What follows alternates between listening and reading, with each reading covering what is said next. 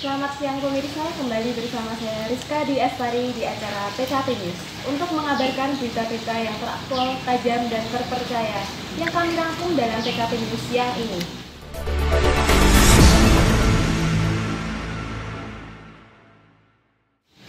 Berita mengenai kenaikan harga bawang merah dan cabai di daerah Klungkung, Bali jelang Idul Fitri akan mengawali jumpa kita pada siang hari ini.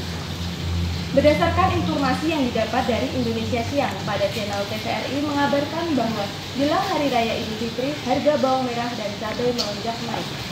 Kenaikan diprediksikan terus meningkat akibat minimnya pasokan dari luar Bali. Jelang Hari Raya Idul Fitri, harga bawang merah dan cabai lokal di Pasar Galiram, Klungkung mengalami kenaikan drastis. Kenaikan terjadi sejak 20 Mei 2020. Jika sebelumnya harga cabai lokal Rp22.000, kini naik menjadi Rp24.000 per kilogramnya. Sementara bawang merah yang sebelumnya Rp25.000 kini naik menjadi Rp42.000 per kilogram. Menurut salah satu pedagang tengah Rapis mengatakan kenaikan harga cabai dan bawang merah akibat dari minimnya pasokan dari luar Bali sejak adanya pembatasan dari dan menuju Bali. Kenaikan harga bawang merah dan cabai lokal tidak berdampak pada bawang putih, di mana bawang putih tetap stabil di harga kisaran Rp23.000 per kilogramnya.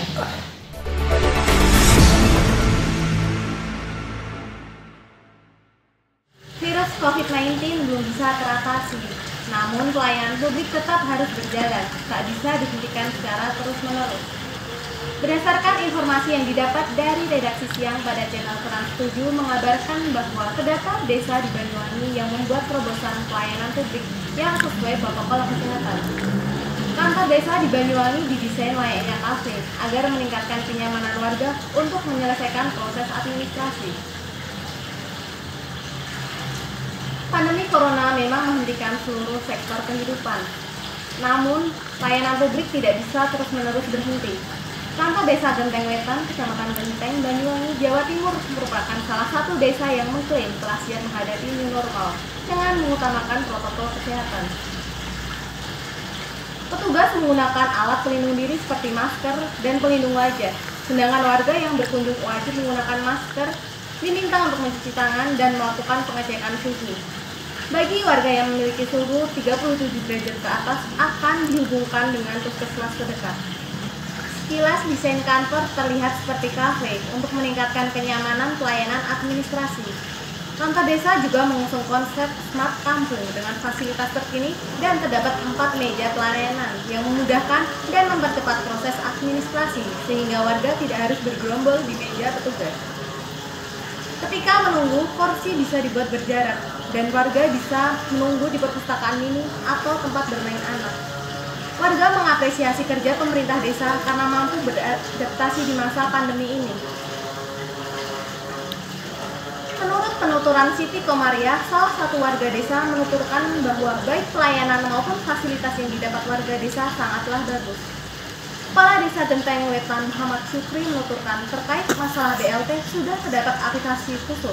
Jika kesulitan, warga diminta untuk menunjukkan KTP saja, kemudian akan dibantu petugas lalu diproses oleh sistem.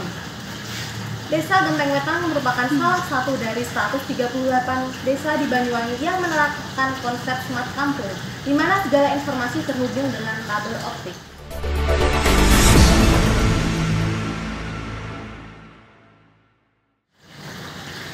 Berita selanjutnya hadir dari 2 anak bangsa asal Jawa Timur yang berhasil menemukan suatu alat inovasi untuk mensterilkan bahan-bahan belanjaan.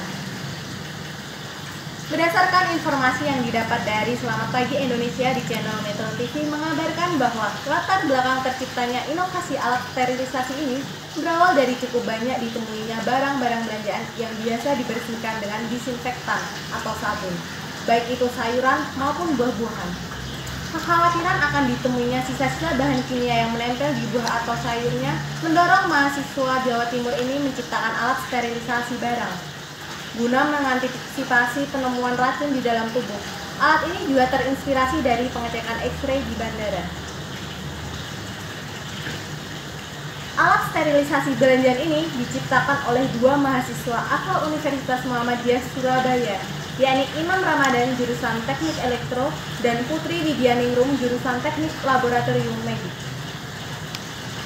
Inovasi yang diberi nama Sterila ini dibuat dengan memanfaatkan conveyor belt yang membawa barang secara otomatis ke area penyinaran ultraviolet. Proses sterilisasi berjalan selama 20 detik sesuai penelitian yang dilakukan, terutama untuk mengurangi jumlah bakteri hingga ambang batas yang diizinkan dalam produk pangan. Adapun proses pengurangan bakterinya mencapai 80%. Menurut Putri, salah satu mahasiswa pengembang inovasi alat sterilisasi ini, diketahui bahwa alat dan bahan yang digunakan untuk membuat prototipe merupakan barang-barang yang dibuat di dalam negeri. Namun, untuk mendapatkan barang tersebut terbilang cukup sulit, mengingat di Surabaya masih diberlakukannya sistem PSBB.